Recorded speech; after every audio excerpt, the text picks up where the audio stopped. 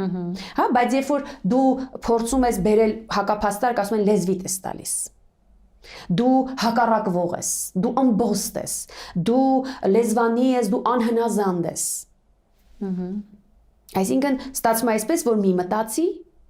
կարծիք մի արտահայտի, դիրքորոշում մի ունեցի, ապահով է այդպես, հարմար է այդպես,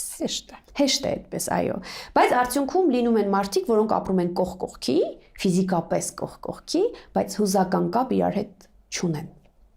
Որ օտարվում են իրարից, որտեվ ստացվում է այնպես, որ լրիժ սուս մնա, մի հակառակվի, մի ըմբոստացի, լեզվիդ մի տուր, ստացվում է, որ դու տեսնում ես, որ քո դիմացինը մի մարդ, որ ամենամոտը քեզ պիտի լինես, չէ՞։ Ամենասկզբից մենք որտեղից եկանք, ինչու է մարդ ուզում ամուսնանա, որտեվ ինքը ուզում է ձուլվի մեկ այլ անձի հետ, ձուլվել ամեն առումով։ Ու ստացվում է, որ կյանքի ընթացքում փորձառաբար դու տեսնում ես, որ այս մարդը, որ դու կարծում ես ինքը ամենամոտը քեզ պիտի լինի, ամենաշատը քեզ պիտի հասկանա, չի հասկանում։ Ոչ թե չի հասկանում, չէ լսում։ Չի ուզում, որ դու առհասարակ ինչ-որ բան ասես։ Դա դիտարկվում է, որ դու լեզվանի ես, որ դու հակառակվող ես, ըմբոստ ես, անհնազանդ ես, եւ այսպես։